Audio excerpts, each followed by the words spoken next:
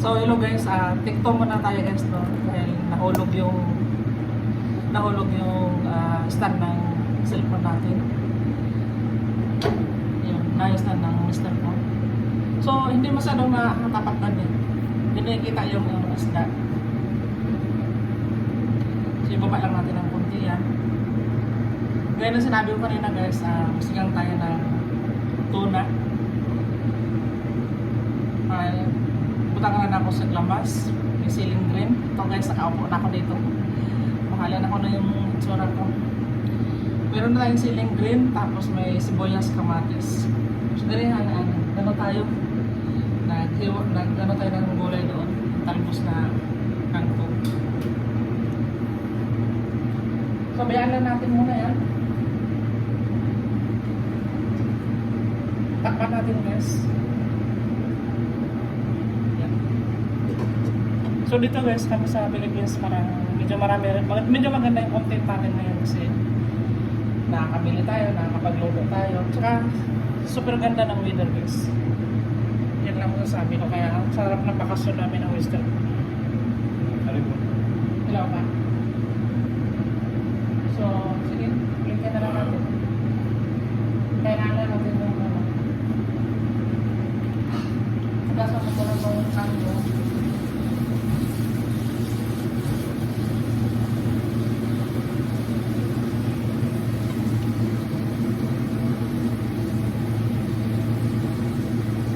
Pabayaan na natin yan kung nakabukas.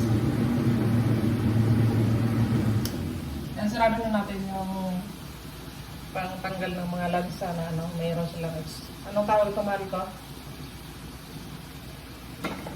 Yung hangin guys na susupsipin yung mababahong diba, pag prito tayo yung usok tsaka yung ng mantika susupsipin mo sa taas.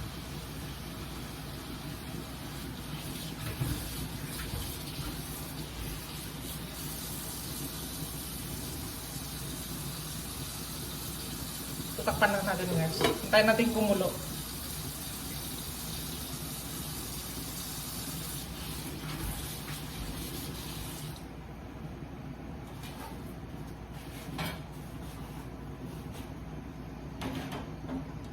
So, pwede tayo malas na alas 9, mahal ko. Natapos ko mag-vlog. Punta ako sa dentista namin guys. So, walang tulad yung wala tayong lagay ng basurahan. Wala. So, ito lang mga dad. Maglagay tayo ng plastic sa basurahan. Ito malaki siya. Ito di tingnan mo. Ilan to?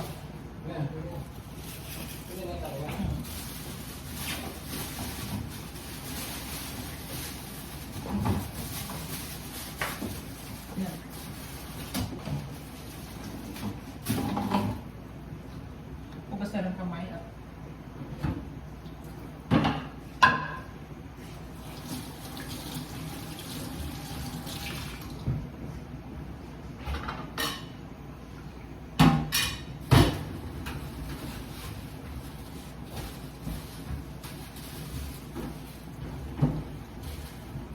malapit sa ulo yan guys.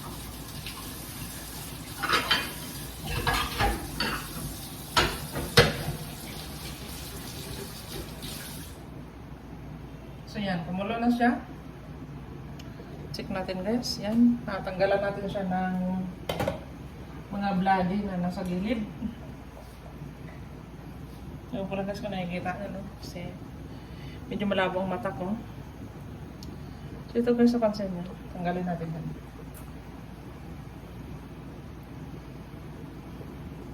So yung dalawa pinarito natin. Tapos nagsigang naman ako ng yan. 2 ulo at saka isang katawan. Masarap kasi yung makeup ng sabaw guys. Mas lalo na kung sariwa yung isda.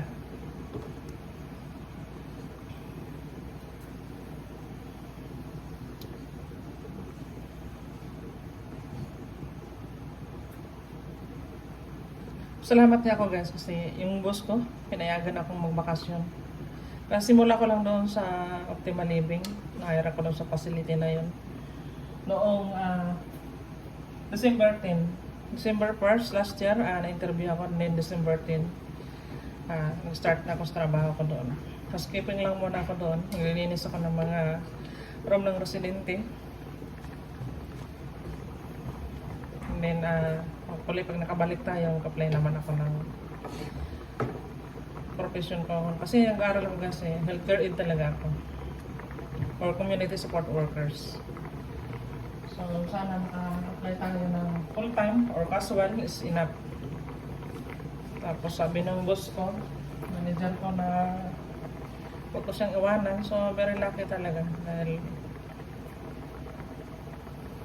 na-observe na ako doon. So, yan guys, merong ceiling green na nilagay natin. Papalasa lang. Magpapalasa yan sa sinigang natin. So, uncut lang guys, no? Dire-diretso lang yung ano natin. Wala na akong dinidilit dyan. So, maglagay tayo ng kalamansi. At mamaya yeah. Mamaya nag-remind mo, bibili tayo ng kamyas. Mariko. Remind mo lang, bibili tayo ng kamyas. Tanggalin natin itong buto para hindi mapait yung ano, yung sinigang natin.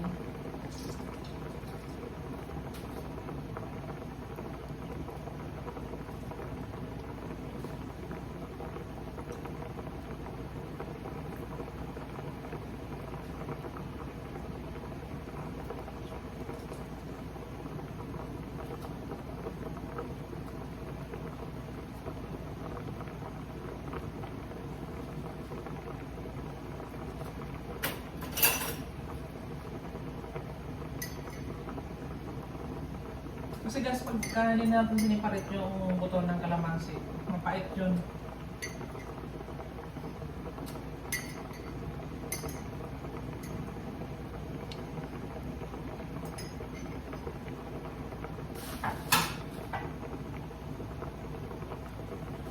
So, lalagyan na natin siya ng asin guys.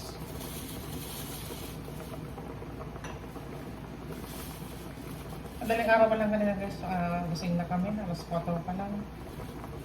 Hindi tayo masyado nakakatulog. Excited kami lumabas-labas. Yan guys, lagyan natin na ng asin.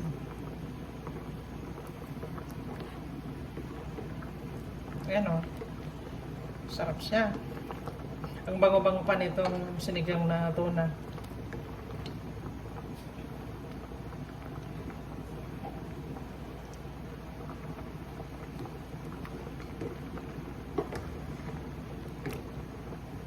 At lalagyan din natin siya ng bitsin guys. Pero konti lang. Para lang lumasa yung sinigang natin.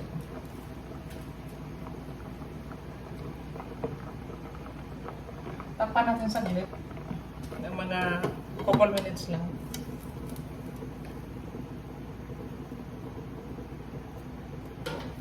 So yan, medyo magulo-gulo yung kusina natin guys. Kasi masyadong gamay.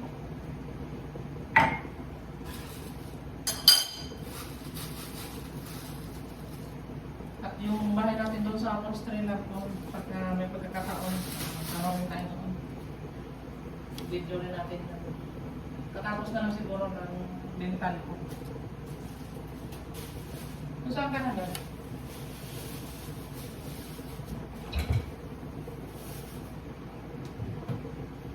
Nagka-relax na si daddy ha. Yan. So, buksan natin. Tikman natin yung sabaw guys.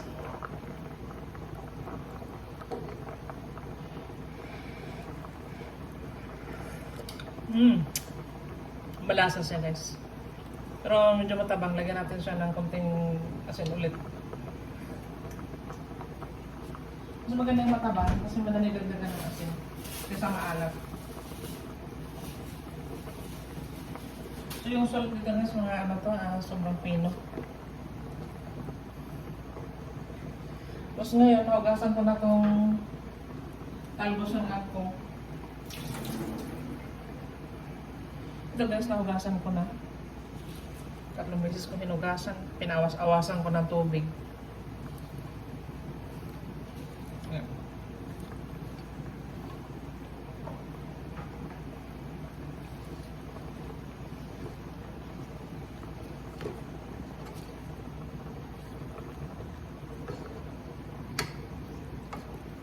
ilunod natin.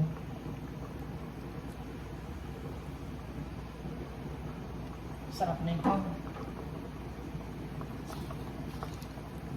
So yung mantika na nabili natin dati, hindi maganda. Kasi nangingitim yung kawali. Hindi naman kasi sa olive oil. Hindi ko naman sa yung olive oil. Kasi yung ano namin sa Canada, yung mantika namin. 100% ano talaga.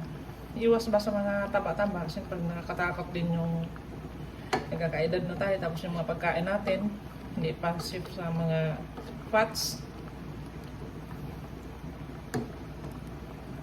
So, tikman natin yung sabaw niya. At meron pa tayong dagdag dyan guys, para lalong lumasa itong sinigang natin.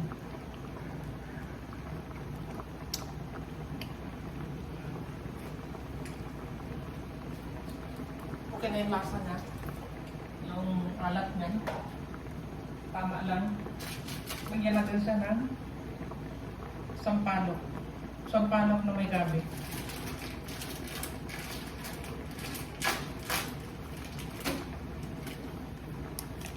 So ito guys, sinigang to sa ano, sampalok na may gabi.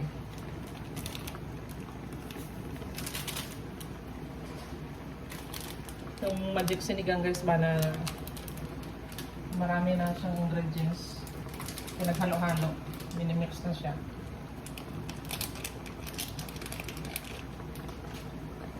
Sukatin natin siya.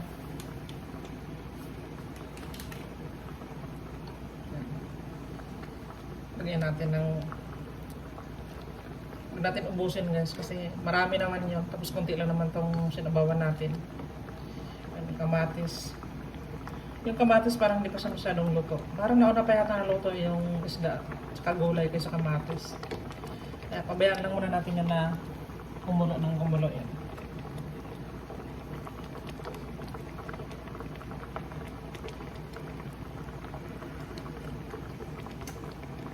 Maasim siya, masarap.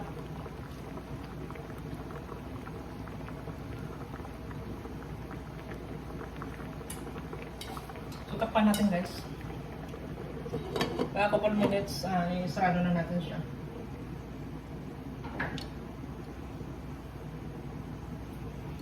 So, sana guys, no, okay magsawang subaybay dito sa Salim Vlog.